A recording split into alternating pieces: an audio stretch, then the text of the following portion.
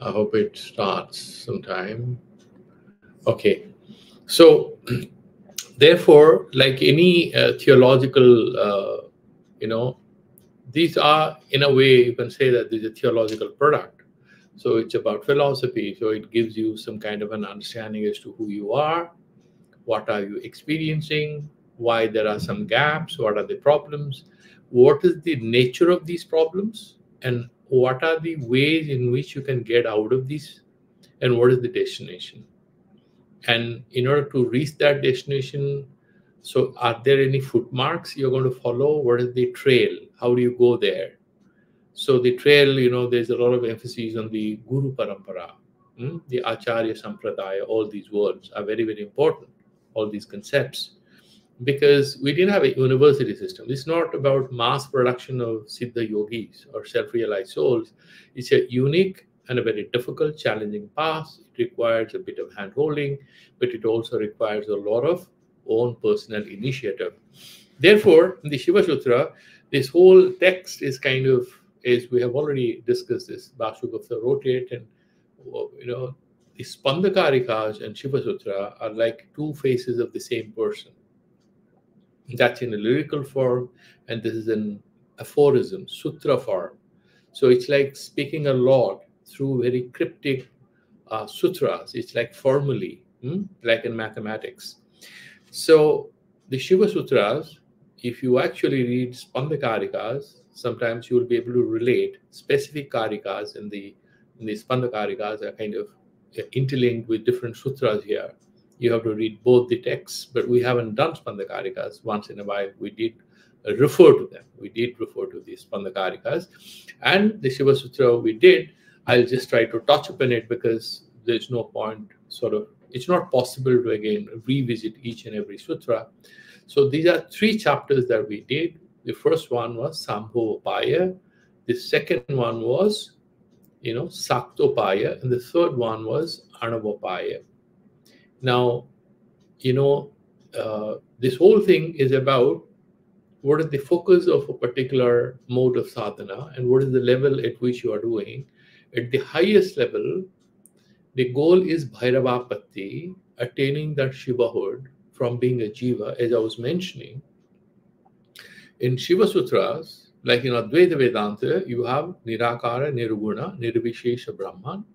When you have the Maya Upadhi, that hat of Maya, he becomes Ishvara, creates the Sansara, and then you are born here, you think this is your destination, you are all the time in problem, you want to get out of it, and you go to an Acharya who, out of compassion, tells you, introduces you to the Upanishadic statements, and listening to them, meditating on them, also with a lot of Nishkama Karma Yoga and Upasana, having purified yourself, having enable yourself, like a person goes to the gym to sort of tone up his muscles, you tone up your spiritual muscles with Nishkama Karma and Upasana, then you do Shravana Manana Nididhyasana, you reach there. A very standard path is mentioned here. In the Kashmiri Saiva Darshan, similarly, they are mentioning about the highest method called Bhairavapatti, which is very close to the Advaita Vedanta method of meditative, not meditative, but contemplative way of approaching the truth and clinging and establishing yourself in the truth. And in this process, you abandon everything, you become the truth yourself. Brahmavid, Brahmeva Bhavati, but we are not going to digress into Advaita Vedanta. So that is the Sambhavapaya Bhairavapatti. And the focus is, what exactly is the problem? They say the problem is actually because we misconstrue ourselves that we are in a cage. We are not perfect. We are imperfect. We are limited. We are in bondage. So how to sort of recover our Swarupa? Yeah. So you know your Swarupa, then you meditate on it. And with the grace of Guru and Shastra, you would be, and I'm telling you, these step is meant for the highest qualified sadhaka. So a lot of things happen easier to him and quicker, which would be a far cry for others who are not yet there. That is what is very clarified deeply. The second upaya is Saktopaya. The first upaya emphasizes on you have a lot of dualisms, Bhedatmaka Vritti, and you overcome it by focusing on the Avedatmaka Vritti. So essentially, removal, foreshaking, washing off, flushing away all sorts of dualities from your consciousness. That is, but that doesn't happen so easily. Everyone is not capable. If you go and say, Tatvamasi, you are that, does everyone understand? A lot of people will say, so what happens to my Hanumanji I do on every Tuesday, some Upasana? You think this is a joke? Today is Saraswati Puja. Shouldn't I worship you? Saying there's just one absolute truth. Brahman, what about Saraswati? Because these are intermediate levels of sadhanas. Accepting Brahman is not denying Saraswati or Hanuman, but once you go there, it's like you're not denying the importance of your undergraduation course or master's course when you're writing a thesis. There are no examinations. If you say, I have no exam, somebody's going to laugh at you and say, what are you doing? What is that? I'm doing a postdoctoral fellowship. No exams? No, must be a fraudulent thing. How can you have anything without examination? That's what a student is going to ask who doesn't know anything about what is a PDF. Okay. Similarly, here, a person who is an upasaka will have serious questions in his mind when you mention about contemplative adherence to that absolute ultimate truth, where you dissolve all identities, including who you think you are, in order to feel that through practice, through contemplation, and ultimately that only pure consciousness remains in you, and therefore that alone is real. But it's not very easy for anyone to accept. Therefore, in the Saktopaya, he's saying there is Abheda, but you accept a bit of Bheda, because then you can do Upasana. If you want to do meditation, you want to do the meditation will come in the third one, but the Vichara, it's also contemplative, the Saktopaya. But then you accept, because you want to do Saraswati Upasana, you don't do Ganesh Upasana. They are very important, useful tools and ways in which you realize the divinity. What do you mean by taking a Ganga bath? You have to go to some ghat. You have to have some location where you're going to do that. There's nothing called Kumbh Mela unless you go to one particular either Sangam or some other ghat where you go and take a bath. The Devis and Devatas are like ghats where you go and dissolve yourself in the absolute Brahman. But you start and you end up with the absolute Brahman, but you go through the names and forms, and that shouldn't be a problem. That is Saktopaya. So what is that all about? Mantras and understanding the whole science of sounds and how to use this mantra sadhana in a way where mantra is not a tool which is external to you, but you identify, you grow into it, you transform your consciousness, and then don't get enamored by different kinds of siddhis you get. Because ultimately you are essentially interested to get that non-dual state of your Swatantra Sakti. You want to recover it. You want to have that Purna Ahanta. You have, Mita Pramata. All of us are limited knowers. The unlimited knower has no knowable object. There is no Vedya. That is that, Sambit Sakti. That is the ultimate thing where there is nothing to be known. That pure knowledge only stays there. And that knowledge is not knowledge of anything. It's pure consciousness. So you want to reach there. So there's a bit of discussion on that. And then in the third one, Anavapaya, because it's kind of the karma mala you have. So at that stage, you stay and you do, asana, pranayama, all this. And slowly you will graduate. Again, I tell you, the third chapter has maximum sutras, unlike the first two, the 10 sutras in the second one, first one. Why you have limited sutras in the first two? It's meant for very few people. The third one has a lot of sutras, almost 45, 46, or 49. We have all these sutras. Why so? Because the goal is to give you in detail a handle, some idea about the know-how. So the third chapter, in fact, is the most important chapter because there is where we start our journey. We have a lot of doubts, we have a lot of questions, and that is very clearly delineated and discussed. And with the help of the commentaries, we try to unravel whatever was being. And why these three chapters? Because if we are actually Shiva, if we are absolutely free, why are we in a cage here? Is because of some impurities or what is called mala. And these impurities are of three types. One is Anavamala, Mayamala, and you have finally Karmamala. So the Anavamala is kind of, as we have already discussed, it is dealt with in the second sutra of the first chapter, Chaitanyam Atma, the consciousness itself, that is the Param Brahma Swarupa, Shiva Swarupa that you are, Jnana Bandha.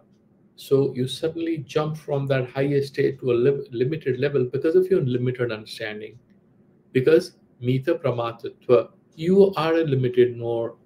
Why so? Because you are in a faulty way in which you are analyzing things. Jnanam Bandha. Some people say Chaitanyam Atma, Ajnana Bandha. So what Jnana is Bandha Karaka? Because Advaita Vedanta says, Rite Jnanam na Kaivalyam. Without knowledge, without self-realization, you are not going to go anywhere.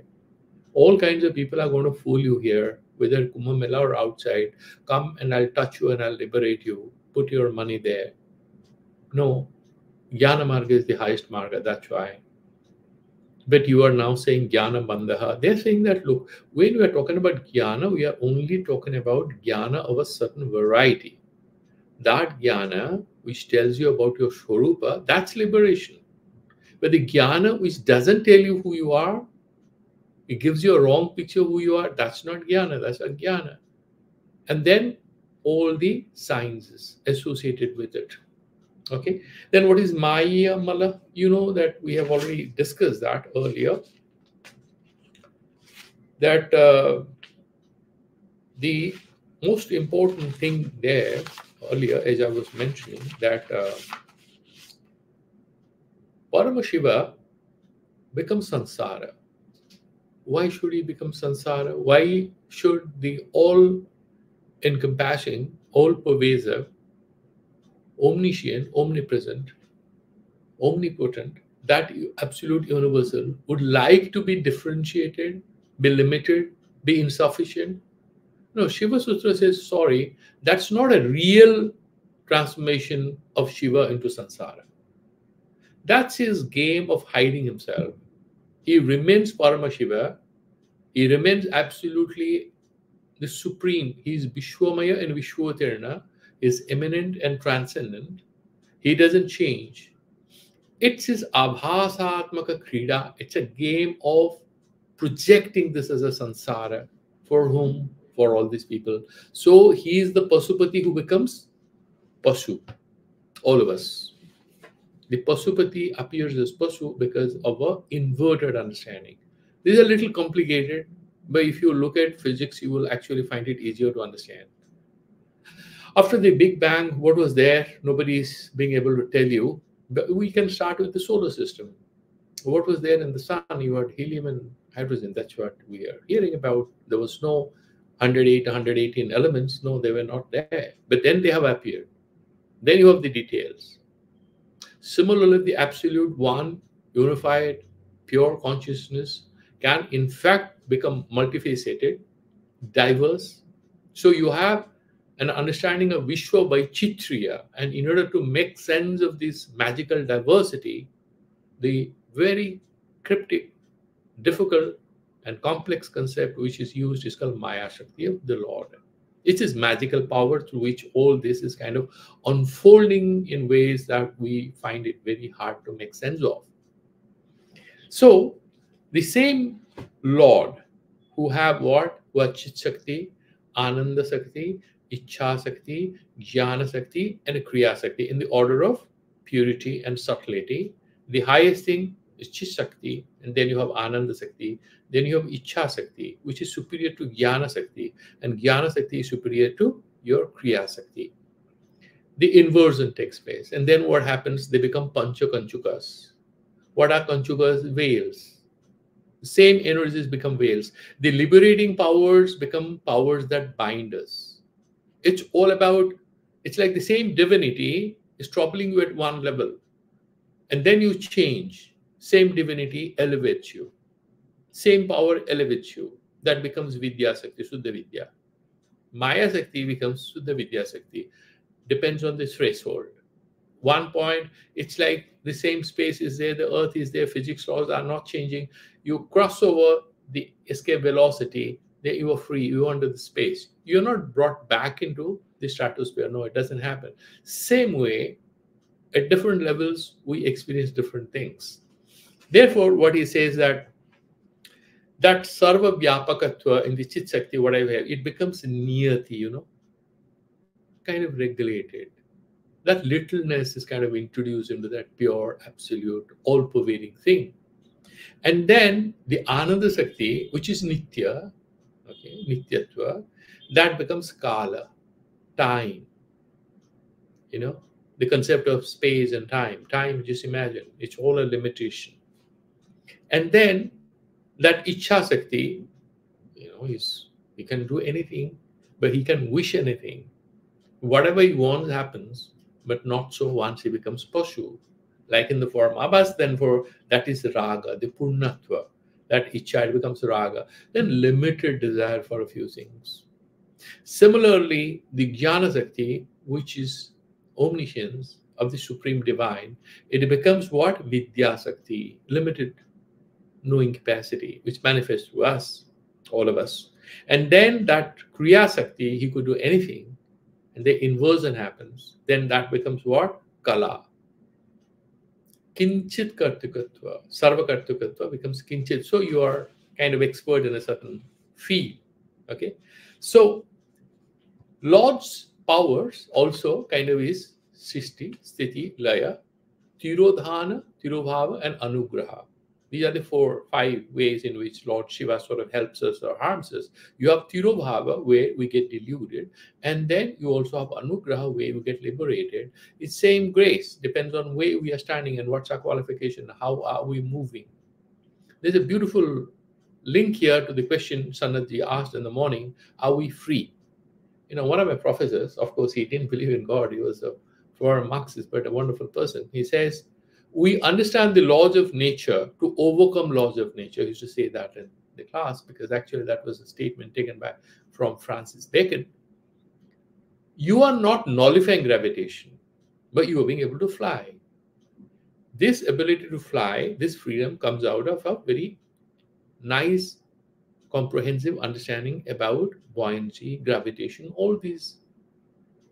Similarly, yes, the Supreme Lord controls everything here, but there are ways in which you can still, like a flight takes off, you can also take off. There's freedom. There's freedom within this overdetermined world of everything exactly being controlled, regulated by the Supreme Divine, who is Supreme Witness, is all around, everywhere. But this is not a closed system. This is a very controlled, regulated system where there is tremendous amount of freedom for all of them. Okay, like in thermodynamics, we know you have closed systems. Does it mean there's no activity? There's a lot of activity. Like a train is going from one location to another, within that train is going from east to west, and a person can walk towards the east within the train. And all of them are not bound to think about one thing, do one thing. Somebody might read a book, somebody might write a poem, somebody might do some painting, somebody might watch some social media. Similarly, everything is determined, yet there is tremendous freedom. And that's what we are saying. That anugraha is there. And then also it becomes tirodhana thing. It also deludes us depending on where we are. So sriti, sthiti, sanghara, nigraha, and anugraha. So now the most important is that this is abhasatmaka. This is kind of appearing. It's not absolutely, this is how it appears. So you have a state of complete non-dualism or abheda, and then you have bheda in this sadhana kala shaktopaya, then you have a bhedastara, right? So you have the abheda thing, Shiva and a Shakti. I'm talking about all the 36 tattvas in Siva Sutra they discuss. Then you have bheda is Shiva, Sada Shiva, Ishvara tattva, and a Sadavidya or Shuddhavidya. Okay, and the Parameshwara. So you have the Parameshwara, Sadashiva, Parameshwara, Sadavidya or Shuddhavidya. And Bheda starts with Maya, then Panchakanchugas, and Purusha Prakriti, same with Sankhya, all 25 together till the Panchabhutas. These are the 36 tattvas. In Sankhya and Vedanta, they talk about 25 here we're talking about. Now, about these Satkaryavada in Vedanta, we have discussed this, and here also Karya and a Karana. There can be no Karya without Karana. This is absolutely clear. Nothing can start. So the Bheda here is that same in Advaita Vedanta. You have the Tripiti, you have the Pramata, Prameya, and a Pramana, process of knowing what is knowable and where you start to know. Here, what they're trying to say is Yasya Unmesha Nimeshabhyam. Unmesha Nimesha. Unmilana and Nimilana. It's like somebody closes his eyes and opens his eyes. Something appears and something disappears or merges in him. Nimilan is the process through which everything sort of re-merges in that absolute. Unmilana, which sort of appears. Now remember, what you call sanghara or destruction is actually return to the self. So this is a spiritual ascendance. Whenever anything we lose in samsara, which I lost this, I lost that, if you look inwardly, you are actually gaining. Every loss is a gain. So this kind of the very difficult, very complex ideas they deal with, they have very critical spiritual hints as to how a sadhaka has to sort of look at this and move forward. And then this is, we are not sort of getting into everything because this is so. Where Siva Sutra kind of stands very close, hand in hand, like a cousin brother with Advaita Vedanta, is that the Trika Darshana is very close to the Abhasavada of Advaita Vedanta, the Mandukya Karikas, that this is actually never born. It just is an appearance. This is an appearance, not real. There's nothing real, like in the Vishishtadvaita, something Brahma Parinamavada, nothing of that sort. It just is mostly an appearance. That is what he's trying to say. And the Bandhanatmaka Swarupa, what is this? That you have Apurna Manyata and Swatantrahani. So you have Purna Ahanta Swarupa, where you have that self-awareness, which is full and final. There is no sense of deficit or deficiency. However, because of an incorrect appreciation of our nature, our Swarupa, we are caught up in the samsara. Same language as Advaita Vedanta, except that the terminologies are slightly different in Siva Sutra. How that happens, Advaita Vedanta and Trika Darshana, more or less the same thing. They say that, look here, because you have identification of the body. But how you get entangled in the samsara of the body, the prakriyas, ways of explaining things, the heuristic tools, so to say, is the use, are slightly different. The Trika Darshana is more elaborate, very elaborate, in fact, compared to Advaita Darshana, which is kind of, they think it's very simplistic. As students of Vedanta, we would not like to sort of accept that. It's difficult to accept. But yes, the details are not there in Vedanta as much as they are in the Kashmiri Saiva Darshana. And sometimes there can be kind of confusion because Siva Darshana has a lot of new concepts which you haven't heard in the Upanishadic literature. But because they are a later day philosophy after 10th century AD, so very sophisticated, they've benefited from philosophical developments in the linguistic philosophy in India, the Buddhist philosophy. So they have benefited from a lot of other philosophers. Obviously, they are much more complex, much more innovative, and a little ahead from rather straightforward ways in which Advaita Vedanta explains what is samsara, what is maya, how to move forward.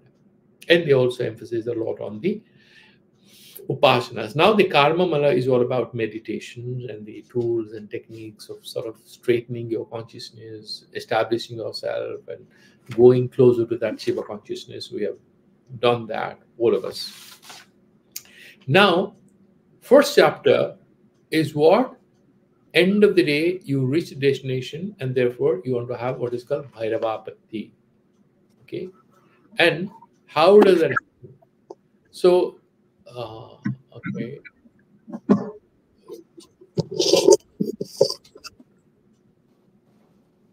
Okay, so yeah, so it's muted. Good.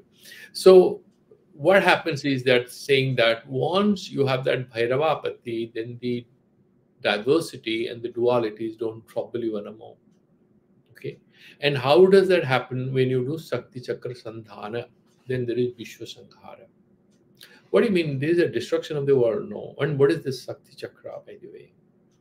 So we have had a lot of discussion, what are these Sakti Chakras that you have?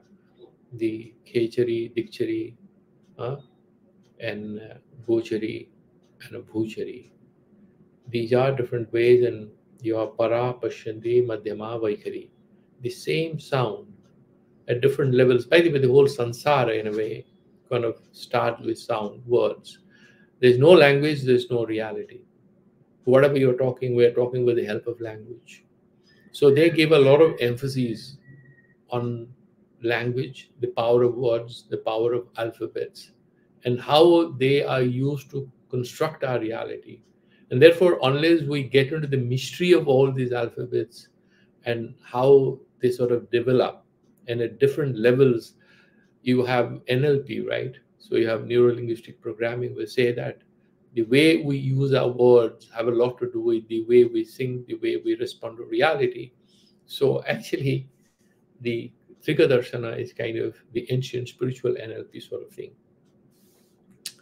And so the guy in the Sambhava Upaya mentioned, is Bhairava Upaya. What is the method? Being in that state of unity, that is the way, that is the method. Very cryptic, very philosophical, very contemplative. And once a person sort of reaches there, what does he get? Is all the time Turiya Rasatmakata, all the time that fourth state, being with the truth. It happens very normally for him, absolutely no different from anything else. And he gets a lot of experiences, which is also repeated in other chapters, but here he is no different from Shiva. He's absolutely there. So at a very highest level of this particular. And when he reaches there, whatever he wishes happens, and his Ichha, Ichha Saktir Uma Kumari, you remember that powerful Ichha Sakti, it's superior to Jnana Sakti and Kriya Sakti, and that Ichha Saktir Uma, Kumari, today is Saraswati Puja, and Saraswati has 12 names. The 7th name is Kumari. Why it's Kumari? The perfect truth is not Upabhogya. Kumari is a virgin nymph. She's not available to anyone. In that way, she's Abhogya. She's not a subject of your contemplation. That's one. Bhoga is what? Being able to know something. Now, Saraswati, another way of looking at it is Kumari. Ku is what? Kumata. Ku is something what is negative, what is limiting in nature. Now, the one who destroys all insufficiencies, all evils, all limitations, all darknesses, she is Kumari. The one who removes all darknesses. Beautiful. So, Ichha Saktir Uma Kumari, Kumari Kridayam. So, and then, she sort of plays out this whole samsara. And Durga is also Saraswati. There's no difference between Kali and Saraswati and Lakshmi and all that. These are facets of the same supreme divinity, what we call Shakti. She is not different from Paramashiva. Shiva and Shakti, it's not Advaita Vedanta or Sankhya Darshana where Shakti is Jada. No, she's not Jadatmika. She's Chinmayatmika. She's Chitswarupa. And therefore, that is saying, Sa Devi Sarvadevi Nang Nama Rupesh Tishtati Yogamaya Pratichinna Kumari Lokabhavini. So that is what. So, and then they're saying that these yogis, they can actually create anything. They have amazing powers. One beautiful thing is that they're ever happy. In Advaita Vedanta, just mentioned that this guy who is Jivana Mukta might appear as if he's mad or he's kind of he's in a drowsy state sometimes, so he's in a dream state. He's not connected with anything. He's like a child. There are different ways in which this is mentioned. Here he's saying that he constantly experiences a sense of wonder because he's all the time one with the Paramashiva.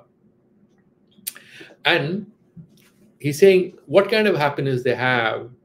Pramatri Pada Vishyamti Avadhana.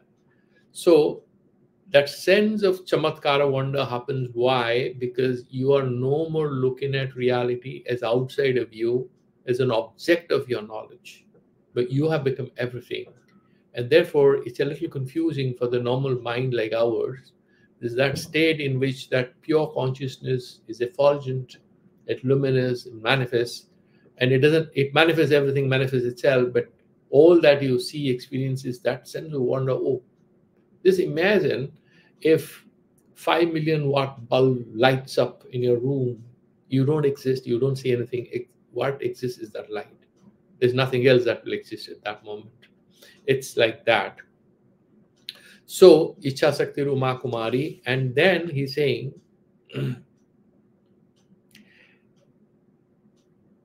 that doesn't happen without having a certain method. That will not happen. Na sandhanam bina dikhyana siddhanasa sadhanam namantro mantra yuktisha na yoga karshanam tatha.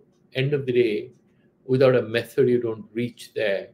Okay, therefore, and there are a lot of siddhis you have, like bhuta sandhana, bhuta pratyakta. I have all mentioned about all that. We are not getting into the details. Then we get into the Sakta Upasana that we did in the second chapter. And in the second chapter, what you have a bit of Upasana. You want to do Vichara, not qualified enough. Therefore, you want to practice certain mantras. So there we had a lot of discussion about that. What is mantra? End of the day, mantra is a set of words. What is the goal of it?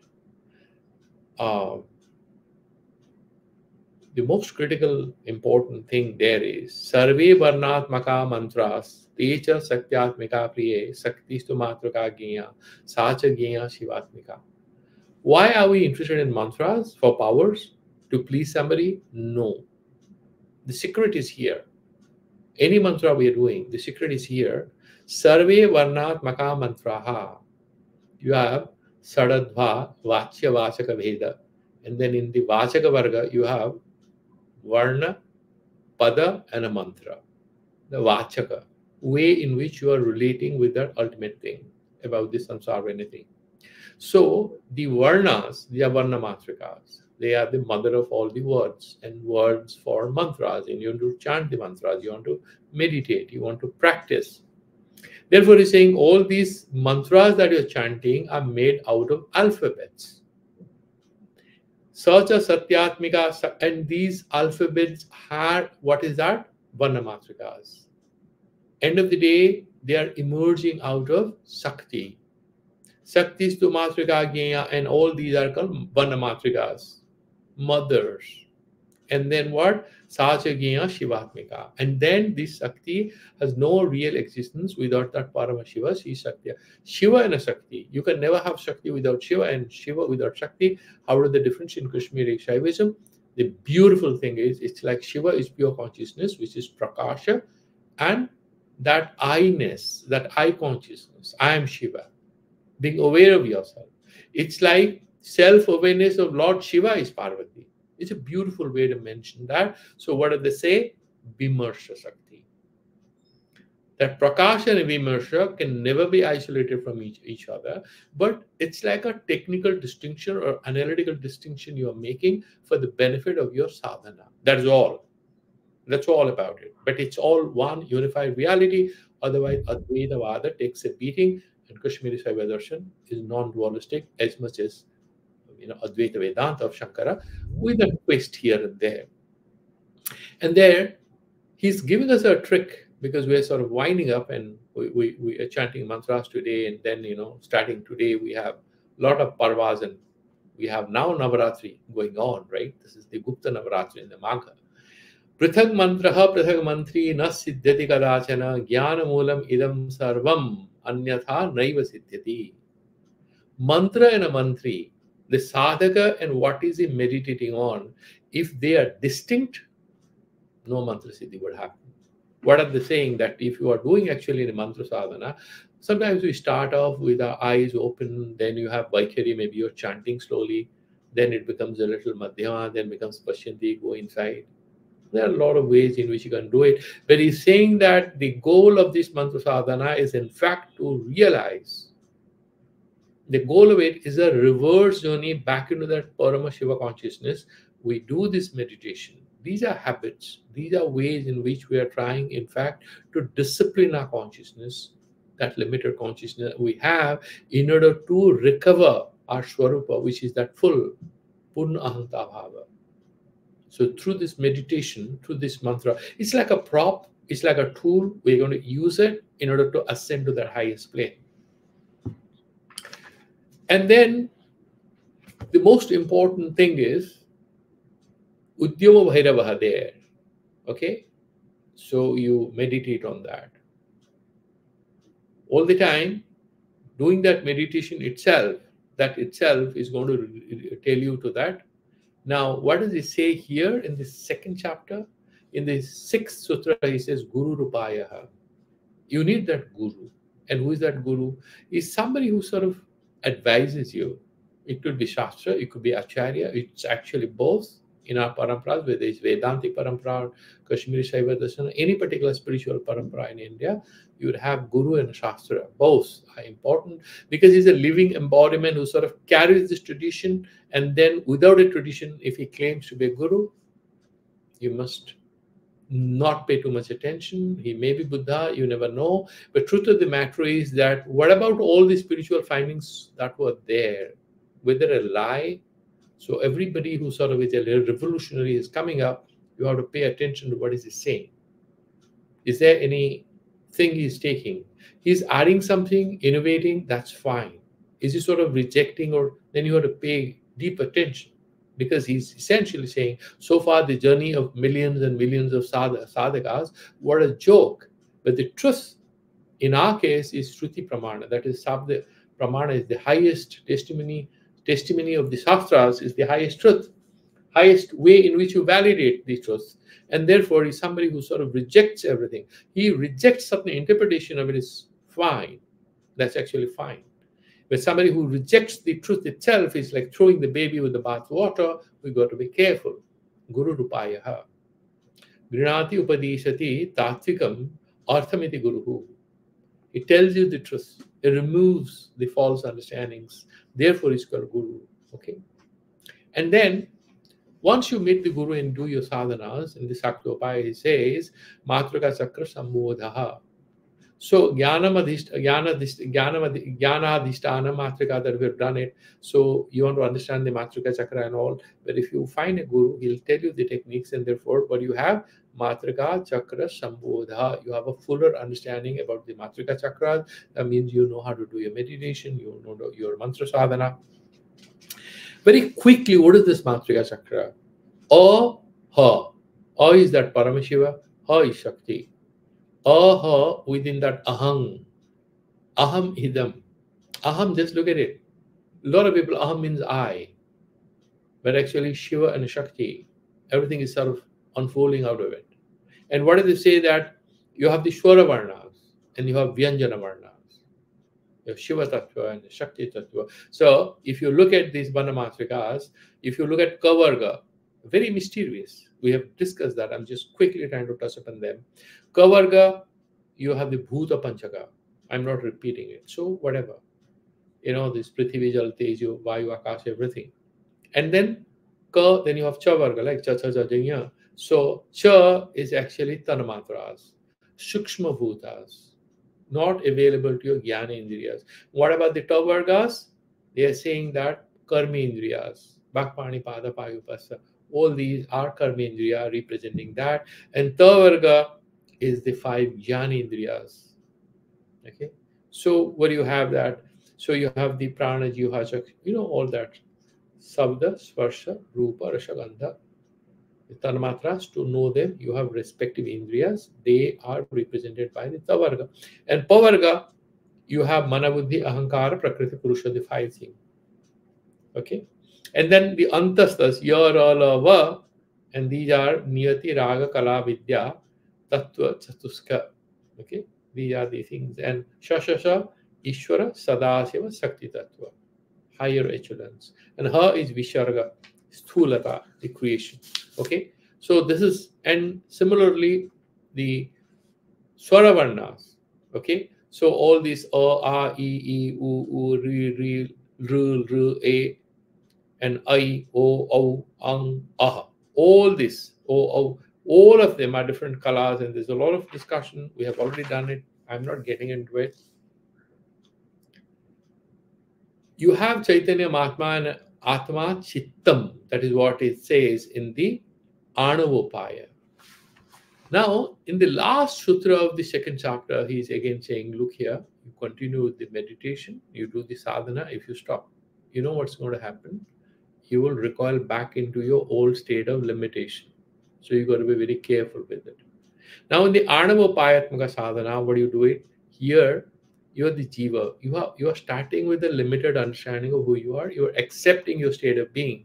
It's not Veda, Aveda, both. It's just Vedatmaka. Accepting. We are starting at a low plane, and that's fine. That's not a problem. The problem is tadatmya with faulty things, faulty understanding. If you are on the right path, you're realizing, okay, somebody thinks I'm going to get rich in 3 years if I do this investment, this, that, and somebody comes and sells you a certain scheme of investment.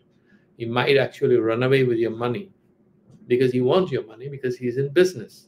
He's an investment advisor.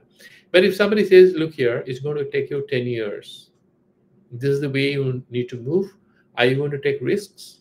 Or you want to, no, this is my pension money. Then he says, okay, you don't want to go that way. You just focus on this.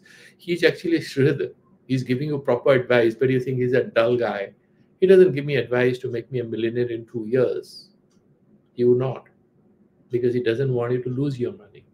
So you have to pick up who are you listening to. Similarly, here he's saying in the Anuvapaya, he says, if there are problems, there's not an issue, but we have to accept those problems as what we are passing through. Then we can get out of it. If we ignore it, we don't accept. There's no way forward. So what we said, Chaitanyam Atma, do you know what we say here? Atma Chittam. We are not starting with the Swarupa. We are starting with what we are experiencing, what is our particular incidental swabhava at that moment. So Atma Chittam is the mind with which we're going to start. So that is what is your Swarupa at that moment. It's not Swarupa. That's how it is unfolding. And this Arnava thing, how do you get out of it? He's saying that because you are a Shakala Jiva, you have to sort of remove all these ways in which you have been tempered, you have been stained, you have been limited, you have been sort of, you have been given a certain shape and size, and you want to outgrow that limitation. In order to outgrow that limitation, you would be doing meditations, you would be doing a few, you want to have a bit of sadhana, and you will get a lot of siddhis also. So we have already discussed that. I'm not getting into it. So you will do your Deha Suddhis and Bhuta Suddhi, Pranayama, Pratyahara, all that. Same here, with a bit of twist, we have discussed all that. When you do all that, you would be going higher and higher up. And very briefly, we have discussed there is a state called Samana stage, and then there is a Unmana stage. You have Atma Vyapti, and then you have Shiva Vyapti. There is a highly subtle self-awareness, but then it is self-awareness. And then that is self-awareness when the self becomes capital S. And therefore, that becomes Shiva consciousness. Self-awareness becomes Shiva awareness and becomes self-luminous. And then it destroys all limitations. That becomes a kind of a universal consciousness. It's not limited by your identity anymore.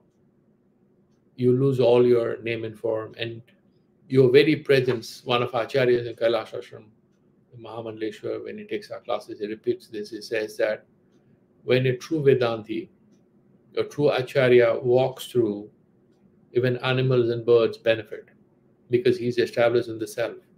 His sheer presence sends out certain energy, certain truth, and others benefit. It's a blessing that he's just there. And that's what we have also discussed here as to what is dana? What does he give? He's very present. He's holding the body, the guy who's liberated. And katha japaha, what kind of meditation, what kind of chanting he does? Nothing. His words, whatever he says, is japa. That is holding, that sarira anuvartana, that itself is his brata. He doesn't have to do any contemplation. He doesn't have to do any penances. He doesn't have to go to any kumbha. If he's still craving idam tirtham brahmanti mudha janaha, as Bhagavan Shankaracharya says, he doesn't go anywhere. He goes there where there is a distinction between who he is and what he wants to be. If he has become what he wants to be, there's nowhere to go, there's nothing to achieve, and he is relaxing without any reason. He's happy without any reason. Why? Because he is beyond the chain of causes and effects. He has broken that chain. And therefore, in that state of, then in the sadhana path, in the Saktopaya, we have different ways in which this happens. So, Nartaka Atma. So, you first try to dissociate from the samsara through a contemplation where you see yourself an actor and you're doing it. So you have an actor who is a very good actor. He can actually act as a devil or as a villain or as a dancer. A man can become a woman can become a man in the play. And he's always aware of who he or she is, and yet he's able to perform the role. Now extend that example into samsara, where all this world is like a platform, is like a rangamancha, where you are is a nartaka and you are like an actor. So you're acting all the time self-aware of yourself, Shiva consciousness. So this is non-duality in duality. It is ekatva in anekatva. It's one in many. That's the kind of consciousness which you practice, and this is very unique. And then all the time you sort of stay there. I'm not getting into the details because it sort of can go on and on. And when you reach there, you are there. You are free from the problems. But if you stop being there because you are not in the ultimate stage, you are not yet there. You're doing your sadhana. You're writing your papers. You're doing your coursework. Yes, no more examinations. You are doing your coursework for PhD. That is Saktopaya, the coursework part of PhD writing. And still you have to submit your thesis. Then, of course, you can do your PDF without any guides or anything. You can get money and relax and write a thesis or write a project paper or whatever. But at this level, you're still doing your coursework, and therefore you have to keep doing it. If you don't do it, you don't progress. You will remain a PhD student, will throw you out of the university. Similarly here, what he's trying to say is that if you stop doing your sadhana, remember, you're going to come back. It reminds me of the book by great Albert Camus, The Myth of Sisyphus, that you keep going and going to the top of and then the whole rock falls and you want to carry it back to the top. No. If you stop doing sadhana, you become a Sisyphus. That is what is it mentioning. So, and there's a beautiful story that is mentioned when Lord Shiva looks at one of his sadhakas and says, do you know this guy wants whatever he wants, it happens, because he's no more a human being. He has completely surrendered himself to me, and therefore he has become Shiva himself. Whenever Siddha Yogi, whatever he says, it happens, the hint here is that if he's actually in that state of unity with the Supreme Divine, therefore whatever comes out of his mind is actually coming out. His mind is just a tool in the hands of the Supreme Divine. He's himself a tool in the hands of the Supreme Divine. Whatever happens through him is happening. Is something coming out of the Supreme Divine. This guy is just like a cloak. He's like a postman, carrying the wishes of the Supreme Divine, because he is no more tied to his own individuality as a human being with some goals and some aspirations. And no, he doesn't have any of these. He's united with it. However, because he's in samsara, he would have some kind of interaction, and all of these are guided by that supreme truth. And therefore, he has Vidya Vinase Janma Vinasha. That was the 18th sutra in the 3rd chapter that we did. The trick is that Vidya Avinase. If you don't stop doing your sadhana, Janma Vinasha, that means you shall not be reborn again. Why Janma Vinasa is writing?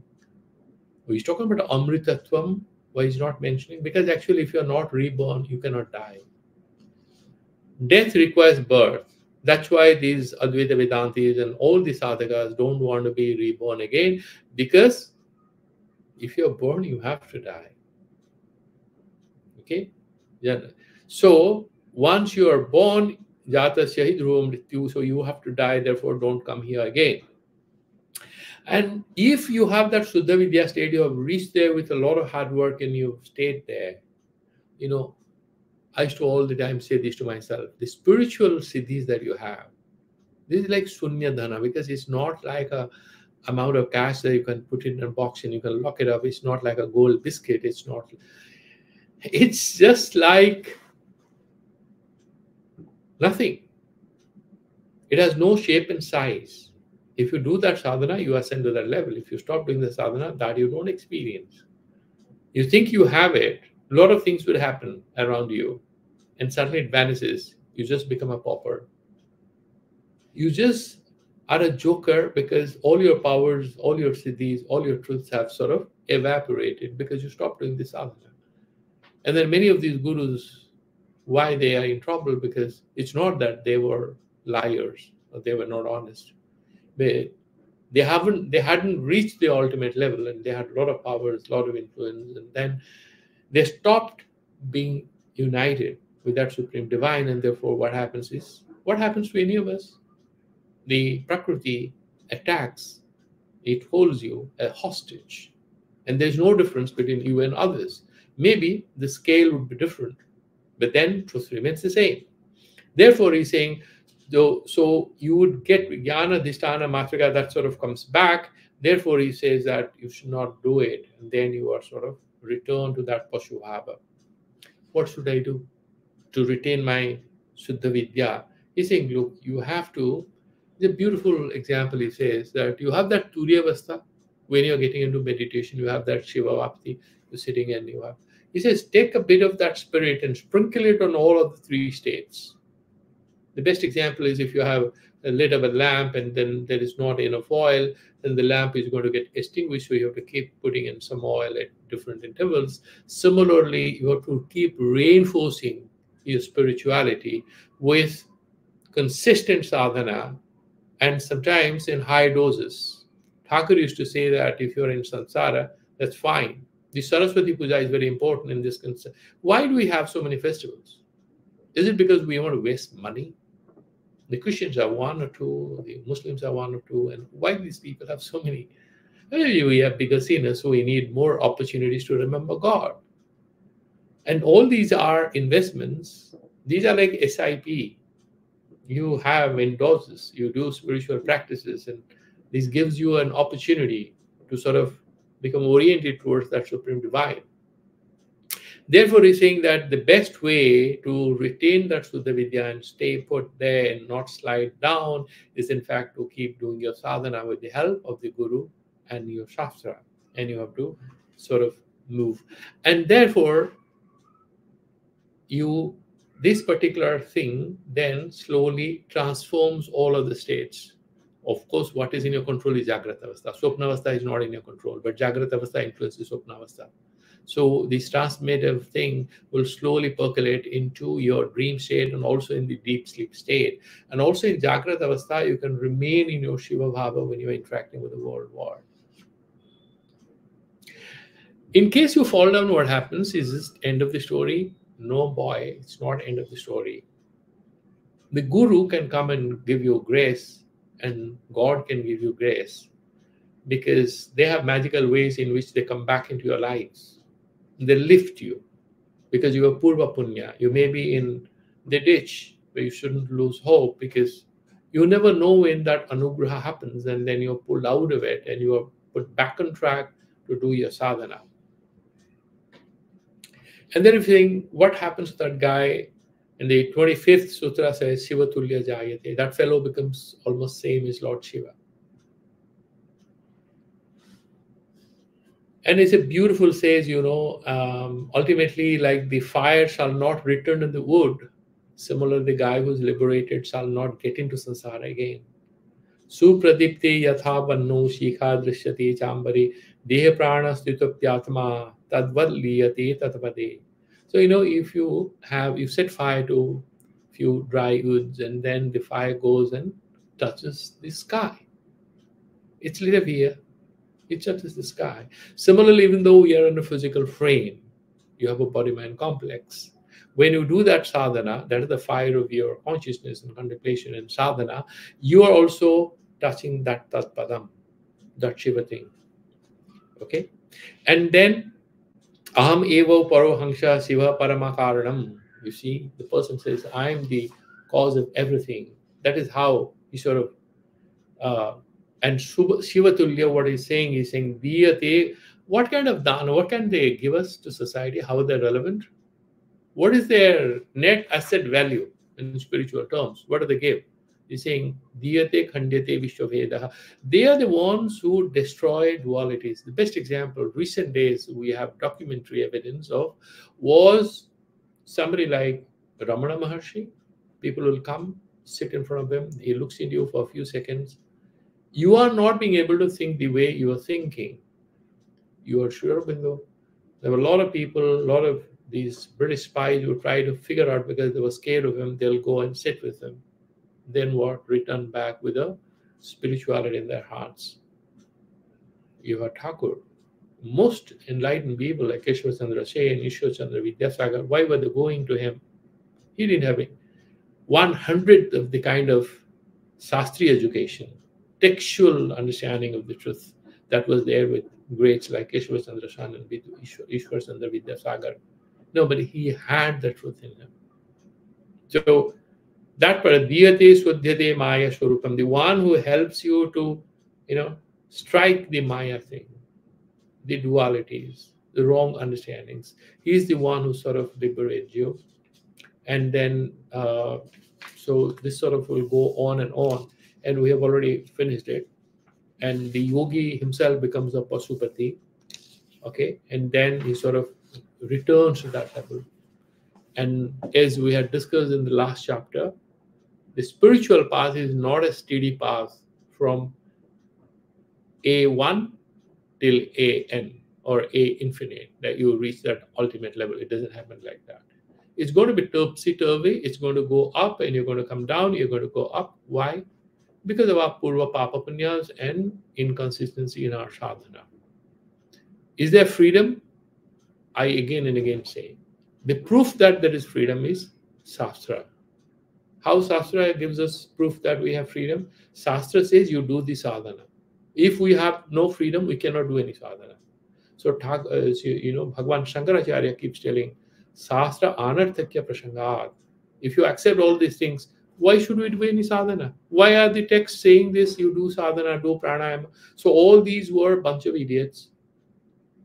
If they knew everything is determined by the Supreme Divine, there is no freedom, they shouldn't have at all advised us do the sadhana, because we cannot do it.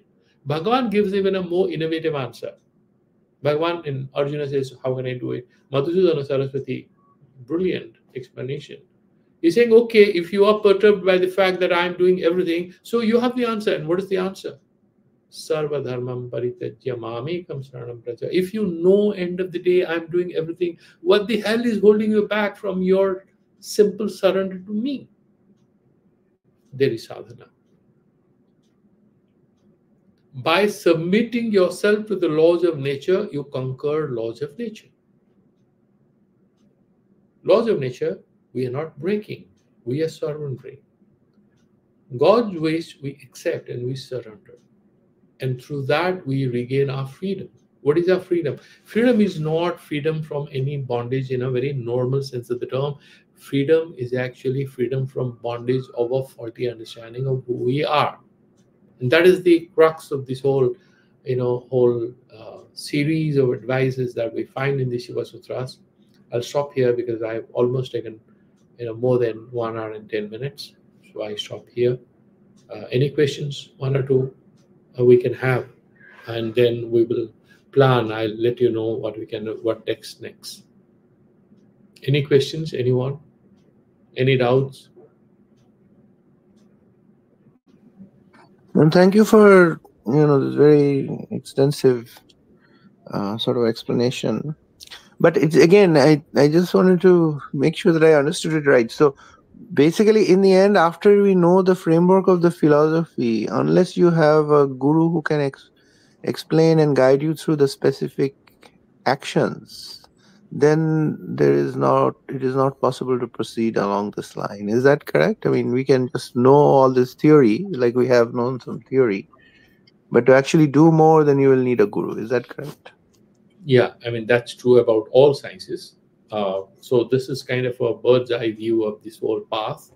And then with what we have already gained from the text, once you do sadhana, and then you will also sort of come across people. The sad part of it is that there was a kind of historical rupture in the way the practice part of the Kashmiri Saiva Darshan emerged, because the last person was Lakshman Ju. And the continuity now, we have a lot of acharyas who are reading, but actual that the difficult path, because it's about 1,000 years. So many of the secrets, I tell you, there are a lot of secrets in terms of practical aspect of it. All of it perhaps is not available in these books. And you very rightly said that one requires a guru sort of who can guide. But at the same time, even with what you have heard, what we have studied, there's a lot to start working on. And